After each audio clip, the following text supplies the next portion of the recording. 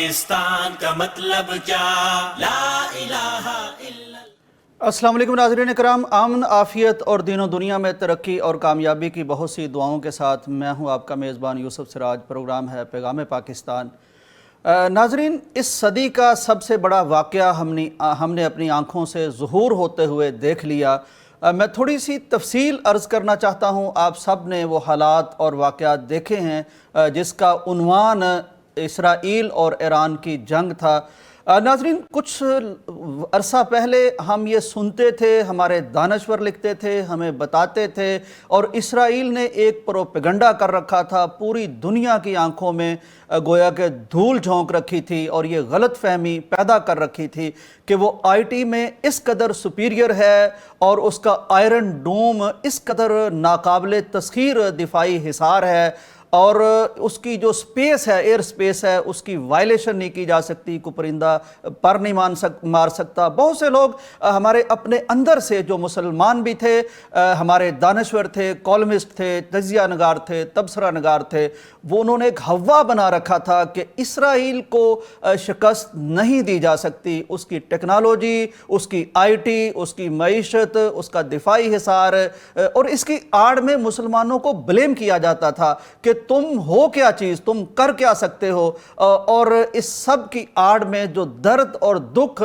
ہمیں دیکھنے پڑ رہے تھے وہ ہم اپنے ان بھائیوں کے، ان بہنوں کے، معصوم بچوں کے جن کی قسمت میں اللہ تبارک و تعالیٰ نے فلسطینی ہونا لکھا ہے، وہ بہت یعنی قرآن کے قریب، ایمان کے قریب اور اللہ کے فرمان کے قریب، لیکن اپنے ناقابل شکست ہونے کے الزام میں ان پر ظلم توڑا جاتا تھا، اور ایون یہاں اگر کوئی ایسی بات بھی کی جاتی تھی کہ ان کے لیے کچھ اور نہیں کر سکتے تو کم از کم بائیکاٹ کر لیا جائے تو اس پر بھی مذاق اڑایا جاتا تھا۔ تو بہرحال ہم نے دیکھا کہ پھر وہ جو ناقابل تسخیر تھا، ناقابل شکست تھا، اس کے پرخچے اڑتے ہوئے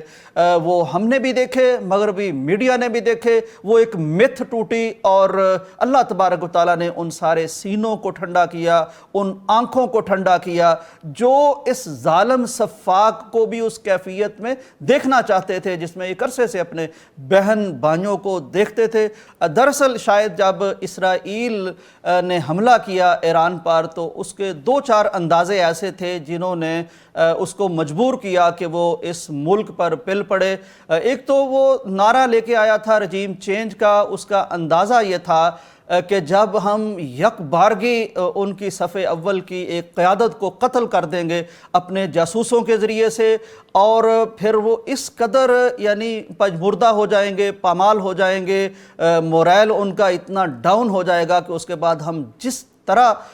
کہیں گے تو لوگ باہر نکلیں گے تو رجیم چینج ہو جائے گا، اور نئی رجیم جو ہوگی وہ بالکل ہمارے احکام کی تابع ہوگی، تو پھر ان کا رول بیک کر دیں گے ایٹمی معاملہ۔ لیکن حیرت انگیز طور پر ایران نے جو قوت دکھائی ہے وہ یوں دکھائی ہے کہ صف اول کی ساری قیادت قتل ہونے کے بعد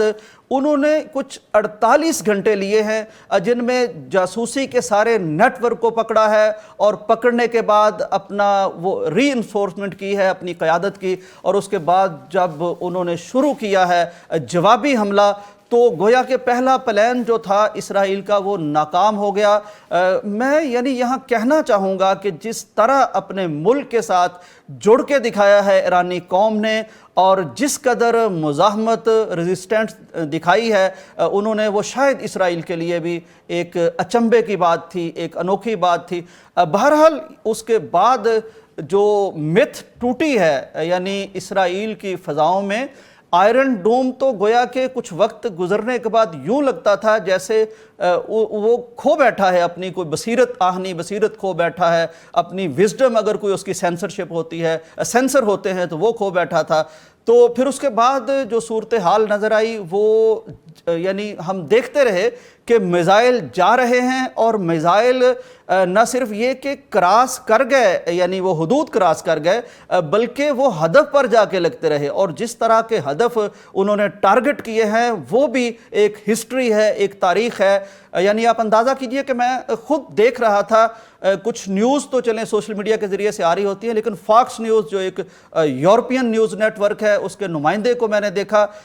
बाद में खैर उसे रोक दिया गया कि तुम इसको नहीं कर सकते, कवरेज इसकी नहीं कर सकते, लेकिन वो हमें उस वक्त बता रहे थे कि आप इस वक्त जो फौजी हेड क्वार्टर है इसराइल का, उस पर मिसाइल गिरा है, और वो कहता था ये फौजी हेड क्वार्टर आप इसको पेंटागन कह सकते हैं, इस तरह की हैसियत इसकी इसराइल के नज़दीक है। वहाँ लगा ऑयल रिफाइनरी पे हमले हुए, और उसके बाद ये जो जरासीमी हथियार बनाए जाते हैं इस फैक्ट्री पर हमले हुए, और फिर उन्होंने एक ख़ास काम कर रखा है, और ये रिपोर्ट मैंने इंडियन मीडिया के ज़रिए चाइनीज़ मीडिया के ज़रिए से देखी। उन्होंने एक बात बताई कि इसराइली जितनी भी तनसीबात हैं, फ़ौजी तनसीबात हैं, इनके हेड क्वार्टर्स हैं, ये इन्होंने पॉश एरिया में आबादी में बना रखे हैं, ताकि जब कोई इनको हिट करे तो उसके बाद ये एक प्रोपेगेंडा कर सकें कि ये तो हमारी आबादियों पे हमले कर रहे हैं। तो बहरहाल ये हमने देखा कि वो यानी मिथ टूट गई, वो जो सुपीरियरिटी की एक इन्होंने बना रखी थी वो टूटी, और मिसाइल भी गए, और अहम तरीन उनके अहदाफ को, उनकी तसनीफ़ात, उनकी तनसीबात को इन्होंने हिट भी किया। तो ये वो वक्त था जिसको मैं ये समझता हूँ कि ठीक है ईरान पर हमला हुआ और ईरान उसका जवाब दे रहा था, लेकिन वो हज़ारों लाखों दिल जो इसराइल के जुल्म को और उसकी सरबरियत को देख रहे थे, उनकी आंखें ठंडी होने का मौका मिला। तो इस पे इंशाल्लाह हम बात करते हैं कि इसके नताइज उम्मत पर किस तरह मुरतब हुए हैं, और इस नताइज को हम किस तरह देख सकते हैं आइंदा उम्मत मुसलमा के मुस्तकबिल पर, दुनिया के मुस्तकबिल पर। ये जो जंग हुई है और सीज़ फायर हुआ है, इसके नताइज क्या मुरतब होने वाले हैं। इस वक्त हमारे साथ मौजूद हैं बहुत नामवर शख्सियत हैं, मंसूर जाफ़र साहब हैं, वो यानी अल अरबिया को हेड करते हैं, और ख़ास तौर पर मशरक़ वुस्ता पर आपकी गहरी निगाह होती है। हमारे प्रोग्राम में पहले भी शामिल होते रहते हैं, इस वक्त भी हमारे साथ मौजूद हैं। अस्सलाम वालेकुम मंसूर जाफ़र साहब। वालेकुम अस्सलाम। मंसूर जाफ़र साहब, आप माशाल्लाह मशरक़ वुस्ता को देखते हैं, अरब मीडिया को देखते हैं, और ख़ास तौर पर इस वक्त मशरक़ वुस्ता में जो एक यानी तारीख़ रकम हुई है, और बहुत कुछ ऐसा हुआ है जिसकी तवक्को नहीं की जा रही थी, ख़ुद इसराइल की तरफ से, मुसलमानों की तरफ से, या आलमी मुबस्सिरीन की तरफ से, वो कुछ हुआ है। मैं पहले आपसे ये जानना चाहता हूँ कि आप इस सारे मामले को किस निगाह से देखते हैं, क्या नताइज अख़ज़ करते हैं? यकीनन ये जो एक इसराइल और फ़लस्तीन इसके ईरान के दरमियान जो एक मार्का अभी बर्पा हुआ है जी, इसने वाकई तारीख का जो है रुख मोड़ दिया है। और ख़ास तौर पे जो भी आप फरमा रहे थे कि इसने इसराइल की वो मिथ कि जो इसका दिफा बड़ा इनविंसिबल है, ये बड़ा नाकाबिल तस्खीर है और इसको कोई दुनिया का मुल्क जो है वो चैलेंज नहीं कर सकता। मैं समझता हूँ ईरानियों ने एक जवाबी वार करके और एक कारी वार करके कि जिसकी सनद जो है और जिसका वो कहते हैं ना कि शाहिद मिन अहलिहा, यानी डोनाल्ड ट्रंप साहब खुद फरमा रहे हैं कि आखिरी 2 दिनों में जितनी तबाही ईरान ने फेरी है उसमें बहुत नुकसान पहुंचाया गया है इसराइल को। और मैं समझता हूँ वही 2 दिन जो हैं वो शायद फैसला कुन साबित हुए, जिसके बाद एक बड़े पैमाने पे एक इंटरनेशनल डिप्लोमेसी जिसमें कतर, सऊदी अरब और उसके साथ साथ खुद अमेरिका, ये तमाम के तमाम जो खत्ते के ममालिक हैं वो इसराइल इस पूरी जंग को जो है वो बंद करवाने के लिए बहुत ही ज़्यादा एक्टिवेट हुए। और उसके बाद देखा कि ये जंगबंदी बंद, इस जो भी खूनी जंग है उसका खात्मा हुआ, लेकिन उसके बावजूद इसराइल का इंतकाम ठंडा नहीं हुआ था। उन्होंने फिर इस जंग की वायलेशन की और उसके बाद दोबारा उनके सरपरस्त आला को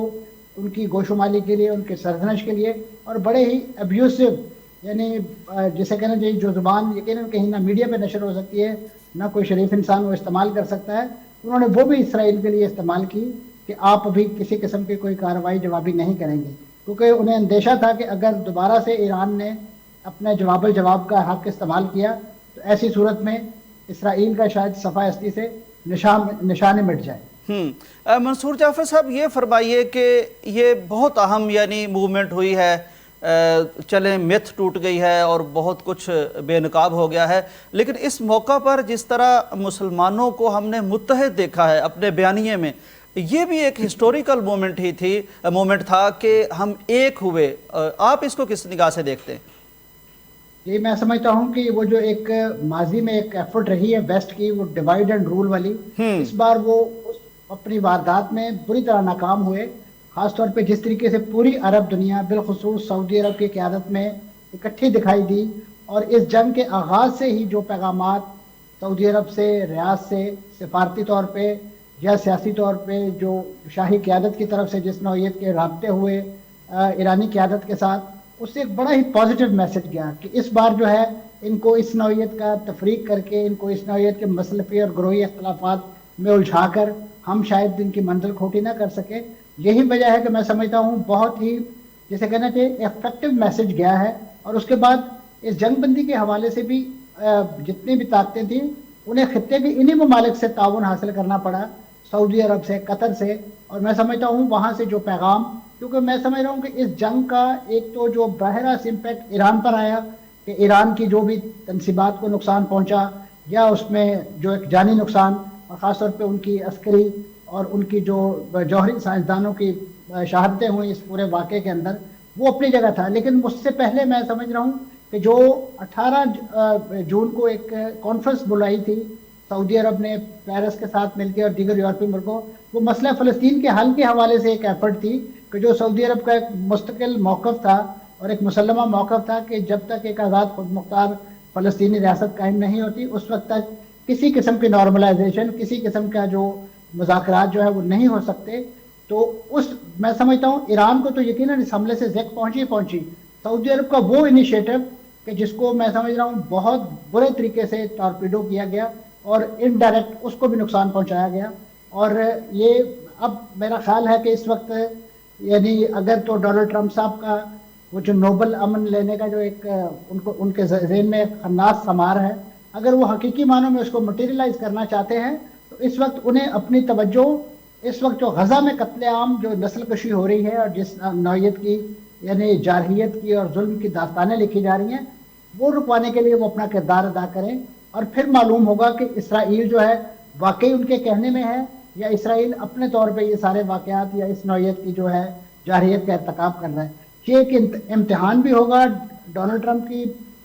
جسے کہنا چاہیے اس اتھارٹی کا بھی، اور خاص طور پہ اسرائیل پر جو ان کا اثر و نفوذ ہے جس کو وہ سمجھتے ہیں کہ میری ایک کال پر جو ہے وہ تمام کے تمام لوگ ڈھیر ہو جاتے ہیں. تو اب معلوم ہو جائے گا کہ وہ واقعی اس خطے کے حوالے سے یا خاص طور پہ غزہ کے حوالے سے کوئی ایسا امن کا پیغام رکھتے ہیں کہ جیسے انہوں نے مسرت اقتدار پر آتے ہی فائر بندی کا بڑا کریڈٹ لیا تھا اور پھر اسی فائر بندی کو اپنی نگرانی میں 4 بار وائلیٹ کر کے ابھی موجودہ جو خونی میدان جو ہے وہاں سجایا ہوا ہے. بالکل صحیح. امداد اور خوراک کے حوالے سے جمع ہونے والے لوگوں کو گولیوں سے بھونا جا رہا ہے. اس سے بڑی کوئی جارحیت میں سمجھتا ہوں یا ظلم اس دنیا میں آج تک شاید ہی کسی جنگ میں روا رکھا گیا ہو. تو ایسے میں ڈونلڈ ٹرمپ صاحب حقیقی معنوں میں جو امن کے پیامبر اسی صورت میں بن سکتے ہیں کہ وہ اس جنگ کو رکوانے کے لیے اپنا کردار ادا کریں. اور خاص طور پہ جتنے بڑے پیمانے پہ اسرائیل نے اس جنگ میں جنگی قوانین کی اور خاص طور پہ بین الاقوامی قوانین کی خلاف ورزیاں کی ہیں، اس پر بھی اسرائیل کی جو گوشمالی ہے انہیں وہ ضروری ہے، وہ بنتی ہے. بالکل. منصور جعفر صاحب یہ فرمائیے کہ جنگ کے اختتام پر تھوڑا سا ایک کریٹیکل لمحہ ضرور آیا جب ظاہر ہے بے شک امریکن اڈوں پر ہی صحیح لیکن ظاہر ہے عرب فضاؤں میں میزائل آئے، اس کے بعد بھی لیکن بہت اچھا جیسچر ہر طرف سے آیا. ایون اس کے بعد ایرانی صدر نے محمد بن سلمان کا شکریہ بھی ادا کیا. تو آپ کیا سمجھتے ہیں کہ یہ آخری جو خراش ڈالی جا سکتی تھی وہ زخم نہیں بنا، مندمل ہو گئی ہے اور ہمارا بیانیہ ایک ہے اس وقت بھی؟ جی اس میں کوئی شک نہیں کہ خاص طور پہ ایران نے جو بڑے پن کا ثبوت دیا، یقیناً وہ اس وقت جس جنگی ماحول میں ہے اسے وہ جو ہم کہتے ہوتے ہیں نا کہ تنگ آمد بجاگ آمد، تو وہ جس طریقے سے ان کو دیوار کے ساتھ لگایا جا رہا تھا انہوں نے کسی طریقے سے تو اپنا جو ہے وہ وینٹ جو ہے وہ نکالنا تھا. تو انہوں نے ایک بڑے ہی ارینجمنٹ کے تحت میں سمجھوں گا یہ ساری ایکٹیویٹی ہوئی. لیکن اس کے باوجود بھی انہوں نے جس بڑے پن کا مظاہرہ کرتے ہوئے خود جو قطری قیادت کو فون کیا ان کی سیاسی اور عسکری قیادت نے اور ان سے بہت ہی معذرت کی اور ندامت کا اظہار کیا کہ ہم نے جو ہے آپ کو ایک ایسی کمپرومائزنگ پوزیشن میں لے کر آئے کہ جس میں آپ کو اپنی فضائی حدود سے لے کے اپنی دیگر، کیونکہ وہاں جن لوگوں کو ٹارگٹ بنایا گیا تھا وہ تو یقیناً اس پیشگی اطلاع کے پیش نظر جو ہے وہاں سے آلریڈی محفوظ مقامات پہ جا چکے تھے، لیکن اس کے ساتھ ساتھ کیونکہ پورے اس ریجن کے اندر سائرن بج اٹھے اور بالخصوص پروازیں منسوخ کر دی گئیں، تو یہ میں سمجھتا ہوں اس خطے کی جو امن سکون اور اس کے استحکام کی جو ایک بڑا میسج دنیا میں جاتا ہے وہ بھی بڑا کمپرومائز ہوا. تو اس پہ ایران نے جو جس نظامت کا اظہار کیا میں سمجھتا ہوں وہ بہت اعلیٰ ظرفی ہے، اور اس کے ساتھ ساتھ قطری حکومت نے بھی یقیناً اپنا جو ایک قانونی حق تھا اس کا ایک اظہار بھی کیا، لیکن اس کو عملی طور پہ نافذ کرنے کے لیے وہ بہت انہوں نے ریسٹرینٹ سے کام لیا. ان کے سفیر کو بلوا کے ایک احتجاجی مراسلہ جیسے دیا جاتا ہے وہ دیا گیا، جس کو دل و جان سے تسلیم کرتے ہوئے معذرت کی گئی. اور اس میں سمجھتا ہوں جی سی سی کنٹریز سعودی عرب کی قیادت میں ان تمام کو اس بات کا ادراک اور اندازہ تھا کہ اس سے مراد قطعاً کسی عرب جو ہمسایہ ملک جو ہے ان کے خلاف جارحیت نہیں ہے. بالکل ٹھیک ہے منصور جعفر صاحب، مقصود نہیں تھی، بالکل صرف اور صرف جارحے کو ایک پیغام دینا مقصود تھا. بہت شکریہ جی، بہت شکریہ. آپ کا وزڈم فل تجزیہ ہم نے سنا مشرق وسطیٰ کے حوالے سے، بہت شکریہ. ناظرین، یہ خصوصاً آخری جو گفتگو تھی اس سے ہمیں اندازہ ہو جانا چاہیے کہ جنگ کے آغاز میں جس طرح مشرق وسطیٰ کا جارے کے خلاف، صفاق کے خلاف ایک نیریٹو، ایک بیانیہ تھا، اس میں کچھ ایسی کریٹیکل سچویشنز آنے کے باوجود اور اس کے بعد بھی اس وقت بھی مسلم بیانیہ مشرق وسطیٰ میں ایک یعنی پیج پر ہے اور وہ متحد ہے. اس لیے ہمیں بھی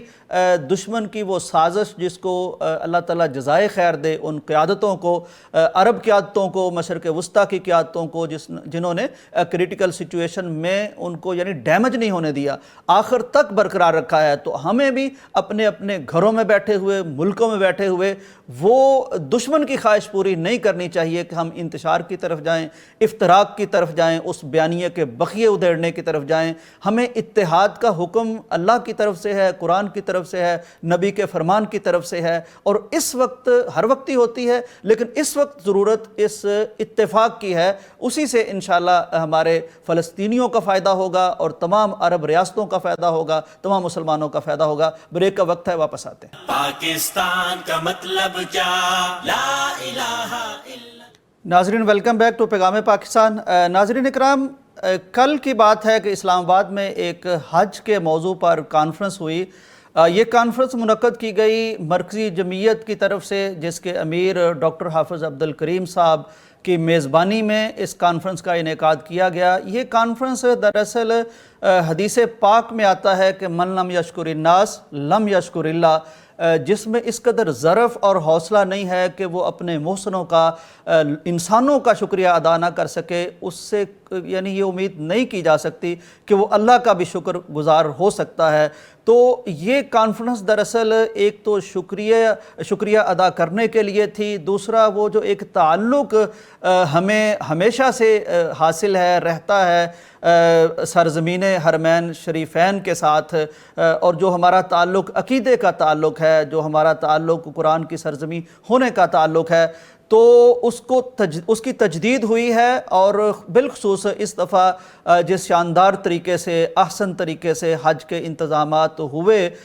اس کا شکریہ ادا کرنے کے لیے حدیث پاک کی روشنی میں اس کانفرنس کا انعقاد ہوا تھا. جیسا کہ میں نے آپ کو بتایا، ڈاکٹر حافظ عبدالکریم صاحب ان کے میزبان تھے. تو اس میں شرکت کی ہے وفاقی وزیر برائے مذہبی امور سردار محمد یوسف صاحب نے، سعودی سفیر جناب نواف بن سعید المالکی یہاں موجود تھے. تو یہاں بہرحال گفتگو ہوئی ہے اور شکریہ ادا کیا گیا ہے اپنے ان محسنوں کا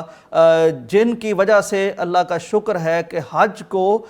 ہمیں اس قدر آسان دیکھنا ملا ہے. شاید آپ یہ بات کہیں کہ حج تو کبھی آسان نہیں ہوتا، حج میں تو مشقت ہوتی ہے، یقیناً ہوتی ہے، اسی مشقت کا ہی اجر ہوتا ہے، اسی مشقت کی وجہ سے اللہ تبارک و تعالیٰ نے اپنے فضل کے ذریعے سے یہ انعام رکھا ہے کہ جب وہاں سے کوئی پلٹ کے آتا ہے تو اس طرح گناہوں سے پاک ہوتا ہے جس طرح وہ یعنی والدہ کے جنم، والدہ سے جنم لینے کے دن پاک ہوتا ہے. لیکن میں جس کو کہتا ہوں سہولت، ایک وقت تھا، ہمارے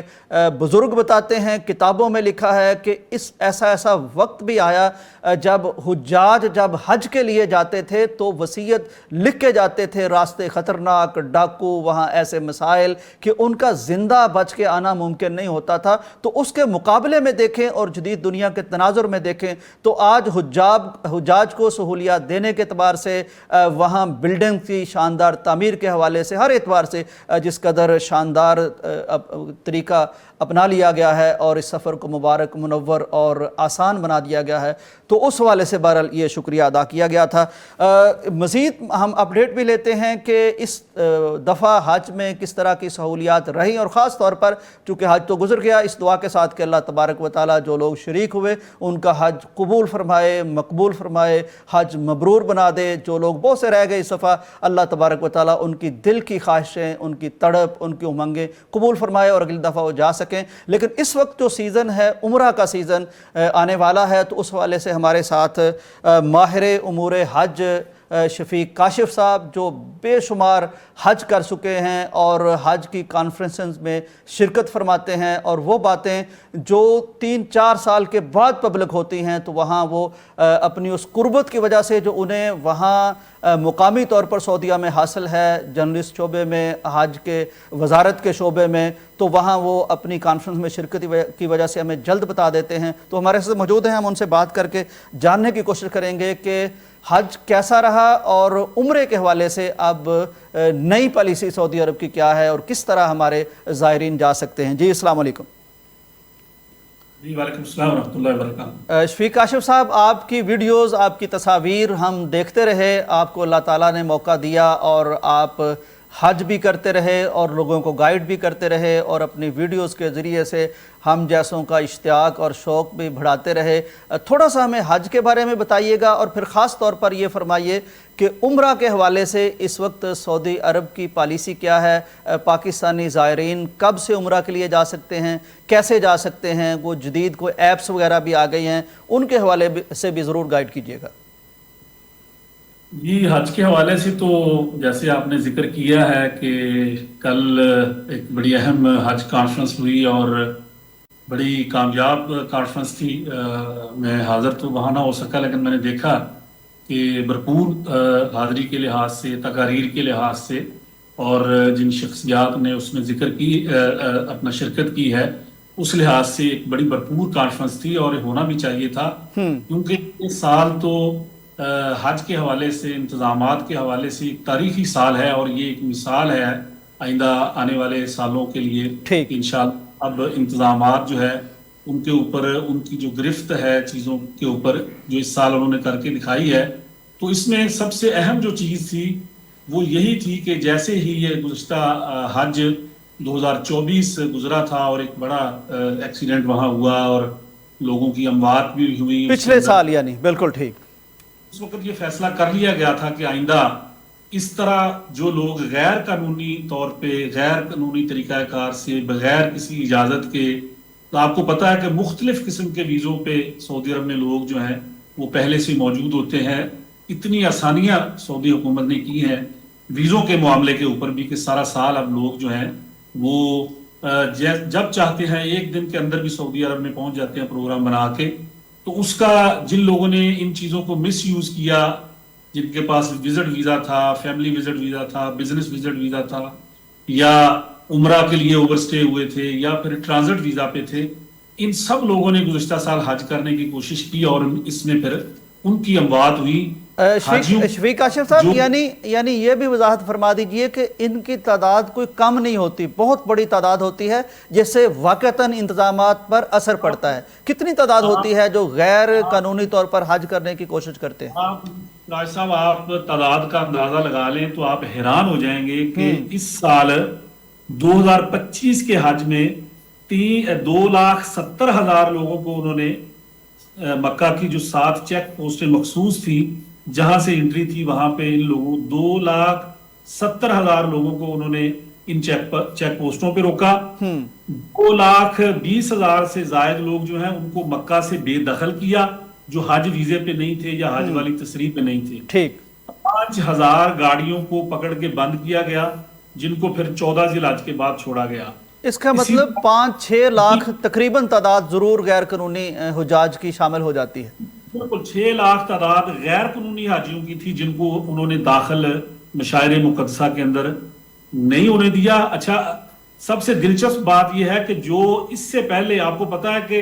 हाज से कई महीने पहले 2 लोग दाखिल हो जाते हैं, जो हो चुके थे दाखिल, उनको एक ग्रैंड ऑपरेशन करके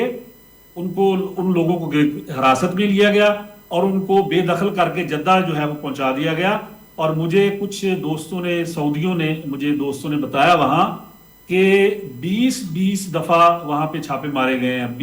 यानी एक घर के अंदर जहां पता चला कि कोई गैर कानूनी बंदा मौजूद है, आया हुआ है, ठहरा हुआ है, तो उन्होंने 20 दफा लोगों को चेक करके वहां से निकाला और तब जाके ये फिर हज 2025 जो है वो इतना कामयाब हुआ अल्लाह के फजल करम से, इंतजामात के लिहाज से, कि 12 ज़िलहज को शाम को जो गवर्नर मक्का थे उन्होंने एक प्रेस कॉन्फ्रेंस करके कहा कि 16,70,210 लोगों ने हज किया है और उसमें एक हाजी को खराज तक नहीं आई। अल्हम्दुलिल्लाह। ये मैं समझता हूँ कि ये कामयाबी। और अच्छा, फिर उसमें इसके अलावा बहुत सी ऐसी चीजें हैं जिनको कंट्रोल करके फिर उन्होंने, अब वो कामयाब हुए। अच्छा, कल जो आपने कॉन्फ्रेंस का जिक्र किया है, मैं आपके तवस्सुत से ही, ये एक बहुत बड़ी खुशखबरी थी कल जो दी गई है वहां पे, तो मेरे ख्याल में मीडिया ने उसको इस तरह से रिपोर्ट भी नहीं किया और हमारे सामने नहीं आ सकी कि कल की कॉन्फ्रेंस में ये ऐलान किया गया है कि पाकिस्तान जो रोड टू मक्का में शामिल पहले हुआ था, लेकिन सिर्फ इस्लामाबाद और कराची से रोड टू मक्का की सहूलत दस्तयाब थी, अब इस साल ऐलान कर दिया गया है कि वो लाहौर और पेशावर के जो आज़मीन हज है उनको भी इंशाअल्लाह माशाअल्लाह माशाअल्लाह माशाअल्लाह, बहुत बड़ी खबर है जी। यानी लाहौर से डायरेक्ट लोग जा सकेंगे। जी बिल्कुल, पेशावर से भी। लाहौर से जब वो रवाना होंगे तो उनके जो इमिग्रेशन के सारे मामलात हैं, सऊदी इमिग्रेशन लाहौर एयरपोर्ट पे मौजूद होगी और इसी तरह पेशावर एयरपोर्ट के ऊपर जो है सऊदी इमिग्रेशन यहाँ आएगी, यहाँ पूरे हज ऑपरेशन के दौरान मौजूद रहेगी। यानी यहाँ शफीक काशिफ साहब, यहाँ सऊदी अमला होगा, वो यहीं इनकी जांच पड़ताल कर लेगा, चेकिंग कर लेगा। ये यहाँ से जब जाएंगे, उतरेंगे तो सीधे अपने होटल जाएंगे, वहाँ कोई इजाफी रुकना नहीं पड़ेगा, इनको कोई अजियत का सामना नहीं करना पड़ेगा। यह बहुत बड़ी सहूलत है। जैसे ही ये लैंड करेंगे जद्दा या मदीना एयरपोर्ट पे, तो इनका सामान ऐसे ही जो है गाड़ियों में वो इनके होटल चला जाएगा और हाजी जो है उनकी कोई वहां पे जो है उनके कागजात की कोई जांच पड़ताल नहीं है, कोई इमिग्रेशन नहीं है, बराह रास्त निकलेंगे और गाड़ियों में सवार होंगे और वो अपने घरों को चले जाएंगे। माशाल्लाह माशाल्लाह, ये अल्लाह ताला ने आपको, ये सहूलत जो है पूरी दुनिया के लोगों को दस्तयाब है। चंद मुमालिक हैं जिसके अंदर पाकिस्तान को भी शामिल किया गया था, इसीलिए कि पाकिस्तान के साथ एक खास ताल्लुकात और पाकिस्तान के साथ एक खास मोहब्बत जो खादिम हरमैन शरीफैन की और वली अहद की है, उस हवाले से मैं समझता हूँ कि ये बड़ी तादाद जो है पाकिस्तान से इससे इस्तेफादा करेगी। शफीक काशिफ साहब, उम्रा के हवाले से गाइड कीजिएगा कि अभी चूँकि इंशाल्लाह ये तो बहुत बड़ी खुशखबरी है और नाजरीन अल्हम्दुलिल्लाह इसको पैगाम टीवी के जरिए से पहली दफ़ा सुन रहे हैं कि लाहौर और पेशावर से भी ये ऑपरेशन होगा। बनाए गए लोगों की बेहतरी के लिए, जो उम्रा ज़ायरीन है इनकी आसानी के लिए, आपको याद होगा आज से चंद बरस पहले आप देखें तो उम्रा वीज़ा लेना भी एक कितना बड़ा मुश्किल मराला होता था। इस्लामाबाद जाना पड़ता था, लोगों को घंटों लाइनों में लगना पड़ता था, फिर कई दिन लग जाते थे, पासपोर्ट्स जमा होते थे, फिर मिलते थे। अच्छा, अब उम्रा के लिए बायोमेट्रिक्स नहीं है, कोई ज़रूरत नहीं है पासपोर्ट की, आपको एम्बेसी में या किसी ऑफिस में जमा करवाने की ज़रूरत नहीं है, सिर्फ स्कैन कॉपी के ऊपर जो है वो वीज़ा दे रहे हैं। अच्छा, फिर वीज़ा जो है चंद मिनटों में आप हासिल कर सकते हैं, लेकिन इसको भी कुछ लोगों ने मिस यूज किया, जिसकी वजह से फिर पॉलिसी पहले से मौजूद है जो सऊदी गवर्नमेंट ने अपने विजन 2030 के मुताबिक उम्रा पॉलिसी दी हुई है, वो पहले से मौजूद है। और ये भी आपको याद होगा कि पहले रबीउल अव्वल के बाद जाके उम्रा शुरू होता था। अब 15 ज़िलहज को यानी 14 ज़िलहज रात को जैसे ही वापसी की हाजियों की परवाज़ें शुरू हो रही हैं, तो 15 ज़िलहज को उम्रा ज़ायरीन की आमद जो है वो शुरू हो रही है। तो ये बड़ी तब्दीली सी। अभी आपने सवाल किया कि उम्रा कब शुरू हो रहा है, تو عمرہ زائرین جو ہیں وہ واپس بھی آنے والے ہیں اس سیزن کے، جو لوگ چلے گئے تھے شروع میں، کیونکہ عمرہ جون کو شروع ہو چکا تھا اور آج 25 جون ہے، تو عمرہ زائرین تو واپس آنے والے ہیں. لیکن ان 10 دنوں کے اندر 15 دنوں کے اندر بھی سعودی حکومت نے 7 سعودی کمپنیوں کو بلیک لسٹ کیا ہے. اچھا. اب جو آپ سوشل میڈیا پہ دیکھ رہے ہیں، جو اس وقت معاملات چل رہے ہیں، یا سختی ہے یا پالیسی کیا ہے، تو اس کی وجوہات آپ سنیں کیوں کیا انہوں نے. تو وہ بھی زائرین کے لیے ہے کہ ان لوگوں کے پاس، اب زائرین کو کوئی نقصان نہیں ہوا، عمرہ زائرین کو انہوں نے کچھ نہیں کہا، وہ لوگ جدہ پہنچے ہیں، مدینہ پہنچے ہیں، اپنے ہوٹلوں میں چلے گئے ہیں. جن لوگوں نے ان کو یہاں سے روانہ کیا یا جن لوگوں نے ان کو ویزا سپانسر کیا سعودی عرب سے، جن 7 کمپنیوں نے، انہوں نے نہ تو ارائیول انٹیمیشن دی ہے کہ یہ کب تشریف لا رہے ہیں، کس ایئر لائن سے آ رہے ہیں، ان کی ٹرانسپورٹیشن کا نظام کیا ہوگا، ان کی اکاموڈیشن کا نظام کیا ہوگا. اب ان کمپنیوں نے یہ ساری جو خدمات دینی تھی، یہ انہوں نے معلومات جو ہیں وہ فراہم نہیں کی سعودی حکومت کو، تو انہوں نے ان 7 کمپنیوں کو بلیک لسٹ کیا. جی شفیق کاشف صاحب بہت شکریہ. یعنی بالکل آپ نے درست فرمایا کہ پالیسی آسانی کی بنتی ہے، لیکن جب اس کو مس یوز کیا جاتا ہے تو اس کی سختی بھی سہنی پڑتی ہے. لیکن پھر بھی انہوں نے یہ کیا کہ حجاج کی بجائے، زائرین کی بجائے ان کے ذمہ داران کو سزا دی. بہت شکریہ آپ کے قیمتی وقت کا. ناظرین، بہت بڑی خوشخبری جو شفیق کاشف صاحب نے میں سمجھتا ہوں بریک کی ہے پاکستانی قوم کے لیے اس پیغام ٹی وی کے ذریعے سے، وہ یہ خوشخبری ہے کہ اس دفعہ انشاءاللہ حج آپریشن میں پنجاب بھر کے لوگ، لاہور سے ان کی امیگریشن ہو جائے گی اور یہیں سے وہ جائیں گے. اسی طرح پشاور، اس سے پہلے روڈ ٹو مکہ کے تحت اسلام آباد اور کراچی کے آپریشنز پہلے سے ہی یعنی کہ چل رہے تھے. تو یہ بہت بڑی خوشخبری ہے. اللہ تعالیٰ اسی طرح آسانیاں دیتا رہے اور اللہ تعالیٰ ہمیں اس سفر حج کی سعادتیں نصیب فرماتا رہے. بریک کا وقت ہے، واپس آتے ہیں. پاکستان کا مطلب کیا، لا الہ الا. ناظرین ویلکم بیک ٹو پیغام پاکستان. ناظرین، انتہائی دکھ، درد اور افسوس کے ساتھ مجھے یہ بات کہنا پڑتی ہے کہ استاد، معلم، جس کو معمار قوم کہا جاتا ہے اور جس کو پوری قوم اپنی عزت اور افتخار کا ذریعہ سمجھتی ہے، اور جو نسلوں کو تعلیم و تربیت دینے والے ہوتے ہیں، جو ہمارے ذہنوں میں نور بھرتے ہیں، جو ہمیں بصیرت دیتے ہیں، جو کسی بھی قوم کو یعنی اٹھانے کا ذریعہ بنتے ہیں،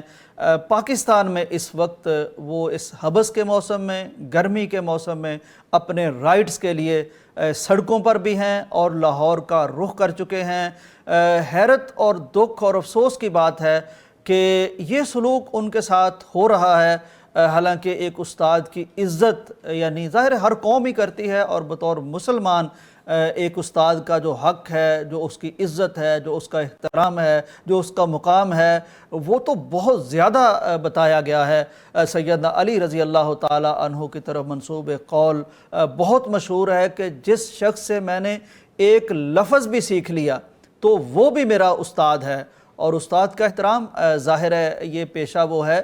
کہ نبی بھی ہمارے معلم ہیں اور ہمارے نبی کو اللہ تبارک و تعالیٰ نے سکھایا ہے. تو اس اعتبار سے اگر ہم دیکھیں تو کس قدر عظمتوں کا حامل یہ پیشہ ہے بطور مسلمان. دنیا یعنی ظاہر ہے کہ ان کی عزت اور احترام کرتی. لیکن اس وقت اساتذہ کیوں روڈز پر ہیں، کیوں احتجاج کر رہے ہیں، یہ ہم جاننے کی کوشش کرتے ہیں. ہمارے ساتھ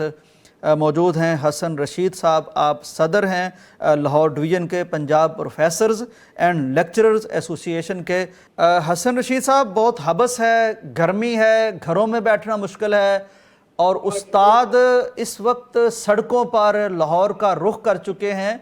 ایسی کیا مجبوری آ پڑی کہ اساتذہ کو اس سخت گرمی میں پسینہ بہاتے ہوئے سڑکوں پر نکلنا پڑا ہے؟ جناب، جب سے یہ حکومت آئی ہے اور اس سے پہلے نگران حکومت بھی، تو استاد سے مسلسل جو ہے تنخواہوں سے اور پینشن سے کٹوتیاں جاری ہیں. ابھی حال ہی میں 25% ٹیکس ریبیٹ جو ہمارے رعایت حاصل تھی وہ واپس لی گئی، اور اس برے طریقے سے واپس لی گئی کہ پورے سال کی جو کٹوتی ہونی تھی وہ آخری 2 مہینوں میں کاٹ لی گئی، اور عید کے موقع پہ کاٹ لی گئی. 70 ہزار 1 لاکھ کم تنخواہیں ہمیں ملی عید کے موقع پہ، اور اب پھر اس مہینے ایک دفعہ پھر. دوسرا یہ کہ ہم سے وفات میں وعدہ ہوا تھا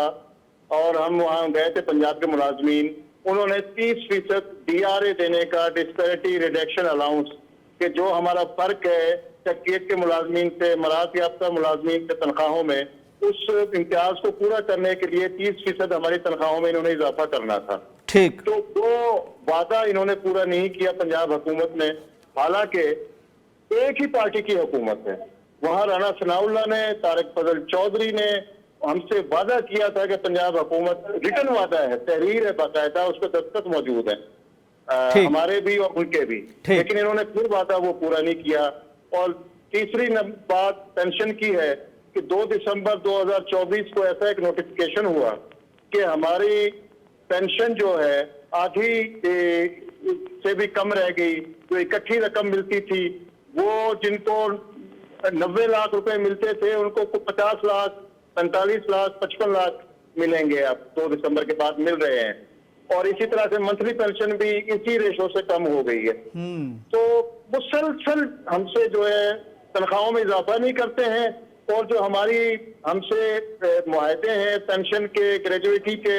دوسرے، تو سب کے سب ہم سے انہوں نے چھین رہے ہیں، مسلسل چھین رہے ہیں. تو کیا کریں ہم، کدھر جائیں؟ یہ فرمائیے کہ آخر کیا ضرورت آ پڑی؟ دیکھیے باقی صوبے بھی ہیں، وہاں بھی اساتذہ ہیں، پھر ظاہر ہے جب آپ ملازمت کا ایگریمنٹ کر کے جوائن کی تھی آپ نے سروس، تو یہ تو حکومت مان گئی تھی. چاہیے تو یہ کہ اگر آئندہ یعنی کوئی نیا سسٹم لانا ہے تو جو نئے بھرتی ہوں گے ان پر کیا جائے. یہ یکدم وعدہ خلافی مجھے تو محسوس ہوتی ہے. کیا ضرورت کیا آ پڑی حکومت کو ایسا کرنے کی؟ بالکل وعدہ خلافی ہے، اور یہ جو میرے نزدیک تو یہی ہے کہ عالمی سرمایہ دارانہ جو ایجنڈا ہے، اس پہ IMF کا ایجنڈا ہے، ورلڈ بینک کا ایجنڈا ہے، اس پہ یہ حکومت پوری طرح سے عمل پہ رہا ہے.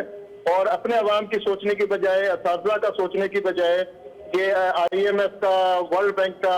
اور ان لوگوں کا سوچتی ہے، عالمی سرمایہ داروں کا سوچتی ہے کہ وہ کیا چاہتے ہیں، اور ہمارے روزی روٹی پہ اور ہمارے پیٹ مسلسل کاٹ رہی ہے. اور جو ہے یہی صورتحال ہے، باقی صوبوں میں بھی یہی صورتحال ہے. پختونخوا میں بھی جو ہے 30% DRA نہیں دیا، بلوچستان میں بھی نہیں دیا. آج جو ہے پختونخوا میں بھی لوگ دھرنے پہ بیٹھے ہوئے ہیں، سرکاری ملازمین. یہ فرمائیے آپ کی بات کیا لگتا ہے سن لی جائے گی؟ مجھے ویسے بڑا دکھ ہوا آپ کی یہ بات سن کر، جب آپ بات کر رہے تھے کہ ہم یہ چاہ رہے ہیں کہ سیکریٹریٹ کے جو ملازمین ہیں ہماری تنخواہ ان کے برابر کر دی جائے. یعنی جو ٹھیک ہے ان کا سٹیٹس جو بھی ہو، لیکن جو آفس ورک کر رہے ہیں تو وہ لوگ جو قوم کے بچوں کو تعلیم دے رہے ہیں ان کو کمتر سمجھا جا رہا ہے، کمتر عزت، کمتر تنخواہ کا حامل قرار دیا جا رہا ہے، اور وہ بیچارے التجا کر رہے ہیں کہ ہمیں ان کے برابر تنخواہ دی جائے. یعنی سکیل ایک ہے، اپنا نوکری ایک ہے، لیکن پڑھانے کی وجہ سے ان کو کمتر سمجھا جا رہا ہے اور ان کو آفس میں بیٹھنے کی وجہ سے زیادہ قابل سمجھا جا رہا ہے. یہ کیا وجہ ہے؟ وجہ تو اب یہ حکومت والے ہی بہتر جانتے ہیں کہ کیا وجہ ہے. میں تو یہی سمجھتا ہوں کہ وہ تعلیم کو، صحت کو، ان چیزوں کو ایسا سمجھتے، غیر منافع بخش سمجھتے ہیں، اور ان کا خیال ہے کہ اس سے چونکہ کوئی آمدنی نہیں آتی، یہ کوئی کاروبار ہمیں نہیں دیتے، حکومت کو کوئی اس میں فائدہ نہیں ہوتا، اور صرف مڈل کلاس یا غریب لوگ جو ہیں ان کی پڑھائی یا ان کی صحت کا خیال یہاں پہ رکھا جاتا ہے. تو اس لیے ان کو مراعات مزید دینے کی ضرورت نہیں ہے، بلکہ جو لوگ، جو ورکر یہاں پہ کام کرتے ہیں، چاہے وہ ٹیچر ہیں، چاہے وہ ڈاکٹر ہیں، ان سے مراعات واپس چھین لی جائیں اور ان کا بجٹ بتدریج جو ہے کم کرتے کرتے بالکل ختم کر دیا جائے. حسن رشید صاحب مجھے یہ بتائیے کہ جب آپ نے یہ خبر سنی تھی کہ ہمارے جو قومی اسمبلی کے ممبران ہیں انہوں نے کئی 100% اپنی تنخواہ بڑھا لی، تو آپ کی مختصر سی تنخواہ وہ جب کم کی گئی اور آپ نے خبر سنی کہ وہ انہوں نے خود ہی بڑھا لی ہے اور بہت زیادہ بڑھا لی ہے، تو اس وقت آپ کیا سوچ رہے تھے؟ ہم تو یہی سوچ رہے ہیں کہ جو ظاہر ہے وہ مراعات یافتہ لوگ ہیں پہلے سے ہی، ان کے پاس زمینیں ہیں، ان کے پاس جائیدادیں ہیں، ان کے پاس کاروبار ہے، اور اسی کاروبار، اسی زمین جائیداد کے بلبوتے پہ وہ اسمبلیوں میں بیٹھتے ہیں اور اپنے لیے مزید مراعات کا قانون بناتے ہیں اور مزید مراعات حاصل کرتے ہیں، تنخواہیں بڑھاتے ہیں، الاؤنسز بڑھاتے ہیں اور مراعات حاصل کرتے ہیں، دولت زیادہ اکٹھی کرتے ہیں، اور ہم یعنی کہ 600% تک انہوں نے اپنی تنخواہیں بڑھا لی ہیں، اور ہمیں جو ملتی ہے اس پہ بھی 30% کیا 6% دینے کا پہلے بات کر رہے تھے، اور پھر 10% کا مشکل تھی، جو 30% کا وعدہ کیا، تحریری وعدہ کیا مسلم لیگ نون کے سینئر ترین ارکان نے اور سینئر ترین وزراء نے وعدہ کیا وفاق میں بیٹھ کے، اس سے مکر گئے یہ، اور ہمیں وہ 40% دینے کے لیے تیار نہیں ہے، اپنے لیے 600% بڑھا لی۔ حسن رشید صاحب مجھے یہ بتائیے کہ ایک ٹیچر جب ریٹائرمنٹ کو پہنچتا ہے تو اس کے بہت سے یقیناً خواب ہوتے ہوں گے، کوئی بچی کی شادی، کسی نے حج پہ جانا ہے، کسی نے بچوں کی تعلیم، کوئی شاید گھر بنانا چاہتا ہوگا۔ کس طرح کے مسائل ہوتے ہیں ٹیچرز کے جو اب وہ پورے نہیں ہو سکیں گے؟ اب تو جی بالکل پورے نہیں ہو سکتے، یہی جو آپ نے بتایا، یہی چیزیں ہمارے پلاننگ میں ہوتی تھی کہ ہم گھر بنا لیں گے، کوئی شادی کر لیں گے، یا کوئی کاروبار، اگر بچے شادی کر چکے ہیں تو کوئی کاروبار بچہ کھڑا کر لے گا ریٹائرمنٹ کے موقع پہ۔ تو اب یہ ناممکن ہے، جو رقم ہمیں ملے گی ریٹائرمنٹ کے موقع سے، ان میں ایک بچے کی، 2 بچوں کی شادیاں بھی نہیں کر سکتے ہم۔ تو اتنا انہوں نے وہ مراحت ہمیں کم کر دی ہیں، اور اتنی پینشن کم ہو گئی ہے کہ میں نے کبھی نہیں سوچا تھا کہ میں اپنے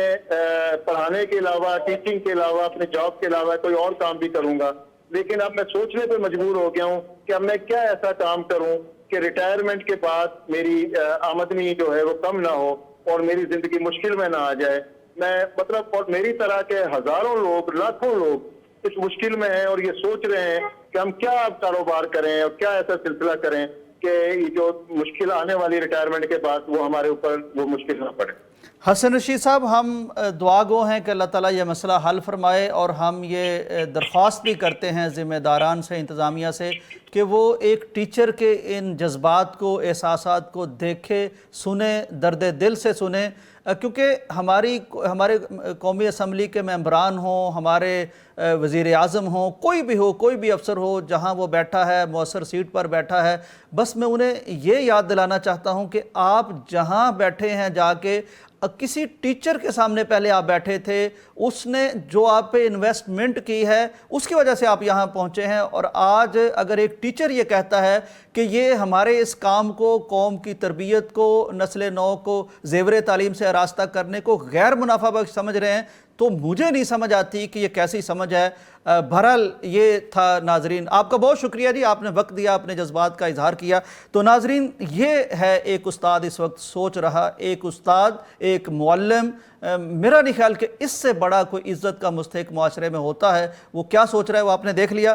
ناظرین، میں نے آپ کے ساتھ ایک بہت بڑی خوبصورت خبر بھی شیئر کرنی ہے، اور میں سمجھتا ہوں کہ یہ پاکستان کا اعزاز ہے، اور یہ پیغام ٹی وی کا بھی، جس کو آپ اس وقت دیکھ رہے ہیں، اعزاز ہے۔ ایک بہت بڑی عالمی شخصیت ہیں ڈاکٹر بلال فلپس، عالمی دائی ہیں، مبلغ ہیں، اور کئی ہزار لوگ ان کی وجہ سے مسلمان ہو چکے ہیں، اور انہوں نے ایک بہت خوبصورت تحفہ دیا ہے امت کو۔ اوپن یونیورسٹی کے نام سے ایک یونیورسٹی بنائی ہے، جس میں اس وقت 7 لاکھ پوری دنیا سے طلباء رجسٹرڈ ہیں، تعلیم حاصل کر رہے ہیں، اور یہ 190 ممالک میں یہ یونیورسٹی کام کر رہی ہے۔ اوپن یونیورسٹی ہے، اپنے گھر بیٹھے آپ اس یونیورسٹی سے پڑھ سکتے ہیں، بچے پڑھ سکتے ہیں، فیمیلز پڑھ سکتے ہیں، اور یعنی ڈاکٹر صاحب کی جو ایک سیرت کے چند پہلو یا حیات کے چند پہلو بھی میں آپ کو بتانا چاہتا ہوں، تاکہ اندازہ ہو سکے کہ جب اللہ تبارک و تعالیٰ کسی سے کام لینا چاہتا ہے تو کیسے لیتا ہے۔ ڈاکٹر صاحب جمیکا میں موجود ہوتے تھے، کرسچن فیملی سے تعلق تھا، کرسچن تھے، میوزیشن بن گئے، گٹارسٹ بن گئے، گٹار بجاتے تھے، پھر یہ کمیونزم کی طرف آ گئے، کیونکہ آرٹسٹ مائنڈ آدمی تھے، تو جب یہ رشیا وغیرہ یا کمیونزم آیا تو ان کو لگا کہ شاید انسانوں کے جو مسائل ہیں ان کا حل کمیونزم میں موجود ہے۔ کمیونزم میں آئے تو ان کو اندازہ ہوا کہ جو تھیوری ہے، جو ہمیں خواب دکھائے جاتے ہیں، وہ عملاً ثابت نہیں ہوتے۔ پھر انہیں کسی نے بتایا جی کہ اسلام کا ایک نظام ہے، معاشی نظام، باقی نظام، انہوں نے اس کے بارے میں پڑھا، اور پاکستانی اسکالر تھے جن کی کتاب کو انہوں نے پڑھا، یعنی مولانا مودودی کی کتاب کو پڑھا، پھر سید قطب کی کتاب کو پڑھا، پھر یہ مسلمان ہو گئے۔ اب جب مسلمان ہوئے تو بڑی دلچسپ صورتحال کا سامنا انہیں کرنا پڑا، کیونکہ یہ نماز پڑھنے لگے جو انہوں نے کتابوں میں پڑھی تھی، تو کسی نے کہا جی اس کا طریقہ یہ ہے، کسی نے کہا اس کا طریقہ یہ ہے،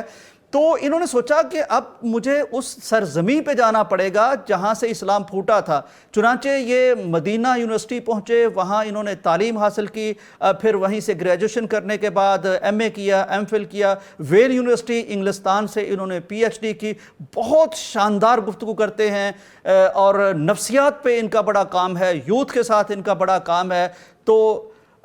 اسی طرح یعنی سعودی عرب میں جب یہ مقیم تھے تو وہاں امریکن فوجیوں کو انہوں نے ایک لیکچر دیا، اور اس لیکچر کے بعد امریکن فوجی 3000 کی تعداد میں اسی وقت مسلمان ہو گئے. یعنی ہزاروں کی تعداد میں اسی طرح لوگ آپ کے ہاتھ سے مسلمان ہوئے ہیں، مسلمان ایجوکیشن حاصل کر رہے ہیں. پیغام ٹی وی کے ساتھ میڈیا پارٹنر کے طور پر آپ کا ایگریمنٹ ہو گیا ہے، جس کو آپ مزید اس کو دیکھ بھی لیں گے جب پاکستان میں آپ تشریف لائیں گے. کل انشاءاللہ آپ سب سے پہلا وزٹ پیغام ٹی وی کا کر رہے ہیں، اور اس کے بعد بے شمار آپ کی مصروفیات ہیں، شیڈول سے ہیں. تو میں چاہتا ہوں کہ آپ پیغام ٹی وی کے ساتھ جڑے رہیے. پیغام ٹی وی سے آپ کا شیڈول، مصروفیات اور ایون آپ کی جو سپیچز ہیں وہ بھی آپ سن سکیں گے. تو یہ ہمارے لیے بہت بڑی سعادت ہے کہ کل انشاءاللہ یہ عظیم شخصیت، عظیم مبلغ، عظیم دائی اور خود اسلام کی طرف آنے والے، اور مجھے حیرت ہوتی ہے آپ کا زیادہ تر کام چونکہ اپنا افریقہ میں ہے، تو نام آپ کا بلال ہے، تو مجھے محسوس ہوتا ہے کہ جیسے افریقہ حبشہ سے ایک بلال مدینہ پہنچے تھے، یہ آج کے عہد کے بلال ہیں جو مدینہ پہنچے، وہاں سے روشنی لی، پوری دنیا کو بانٹ رہے ہیں. ہم آپ کے لیے چشم برا ہے. اللہ کرے کہ آپ کا آنا اور یہ دورہ فرمانا خیر کا باعث بنے، سعادت کا باعث بنے، طرفین کے لیے، جانبین کے لیے، فریقین کے لیے. اس کے ساتھ ہی ہمارے آج کے پروگرام کا وقت ختم ہوتا ہے. اجازت دیجیے. اللہ حافظ. پاکستان کا مطلب کیا؟ لا الہ الا اللہ. پاکستان کا مطلب کیا؟ لا الہ الا اللہ.